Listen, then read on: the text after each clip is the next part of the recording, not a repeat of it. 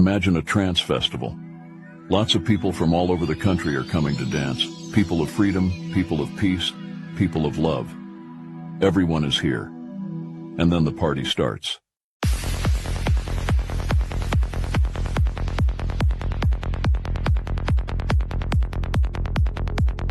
There are people that can't stop dancing. There are ladies with hula hoop. Crazy pink man. People that love Goa or dark trance. People that love Psy or prog trance. But it doesn't matter. Everyone came just for one reason, to dance. But at October 7th, Israel, it started as a regular party, until Hamas started to fire rockets on Israel.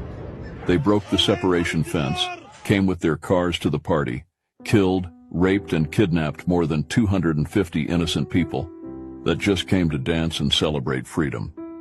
As you can see, this is what left from the party after their attack. There are still more than 200 innocent people that kidnapped from Israel to Gaza.